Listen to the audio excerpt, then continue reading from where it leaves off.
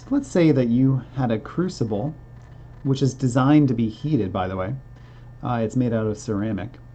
And within that crucible were 2.00 grams of hydrated magnesium sulfate, i.e. Epsom salt, which you can get in the grocery store.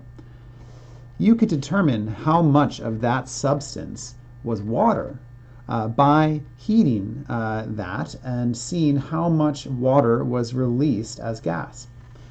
Yes, upon heating, the water, which is only lightly held to the magnesium sulfate, will separate from it and become gaseous. And so that water will leave through a small hole between the crucible and the lid. And then if you allow it to cool, then you can put it on a scale, and air currents that come from a hot object won't disrupt your measurement. So being near room temperature, you can put it on the scale and now see that the water should probably be mostly gone, and now the mass is only 1.04 grams. You suspect that the water is all gone, but you don't know that. You don't have a lot of evidence besides maybe it looks a little different. So you heat it again, and again the mass is 1.04 grams. It would seem that if you were still losing mass, that there might still be water released. But if the mass is now staying constant, that's an indication that there is no water left to have vaporized. So you started with 2.00 grams of some substance in that crucible, but afterwards you had 1.04 grams of substance. Now, you can determine then that there were 0.96 grams of water, the difference between those two values. You can do this because of the law of conservation of mass. The law of conservation of mass says that mass cannot be created or destroyed in chemical reactions. So when those 0.96 grams change happened, it's not that those 0.96 grams of substance disappeared from our Earth, but that part of it left as gas. So part of it, all of it was originally on a scale, but then any water that had been there was now gaseous and released out into the rest of the room and not on the scale.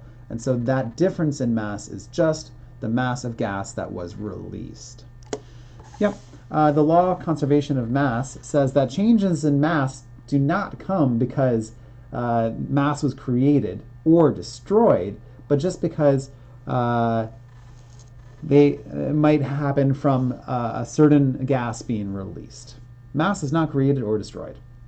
So if the mass of gas / water is released, then that is equal to that mass of water that had originally been in the hydrated salt. But that is only the case if all of the water that was in the hydrated salt was released. You can figure out how much water was in there if you can figure out the mass of water that was released, but only if all of the water was released. So to have that evidence of a complete reaction, you might need to see that the mass stopped dropping, as mentioned earlier. Okay, moving on to something different, the law of definite proportions. That says that in samples of any one chemical compound, the masses of the elements are always in the same proportion to each other. No matter if you scoop a big sample out of that container or a small sample or the part on the right or the part on the left, if it's all a certain compound, then it all should have the same ratio of one element versus another. So if you scooped out 100 grams of magnesium sulfate out of a container holding magnesium sulfate, then there should be within there 43.13 grams of magnesium and 56.87 grams of sulfide, a 0.758 to 1 ratio. But if you scoop out 50 grams, not 100 grams of magnesium sulfate, you'll have these values, but again, the same ratio of magnesium to sulfide. Because there should be one magnesium for every one sulfide within magnesium sulfide. They need to be in a 1-to-1 ratio because they have the same charge. They balance each other out that way.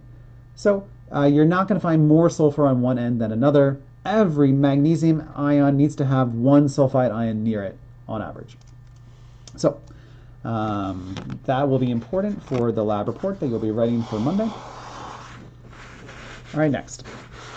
Percent composition of an element in a compound. All right, so that is just equal to the mass of the element over the mass of the compound times 100%. So let's say we knew we had 50 grams of magnesium sulfide, but only within it 21.57 grams of magnesium. So take 21.57 divided by 50 times 100, 43.14% of that compound was magnesium. Just like if you had 5 pennies and 10 nickels, then 5 out of those 15 coins would be pennies. 5 divided by 15, 33% of them would be pennies.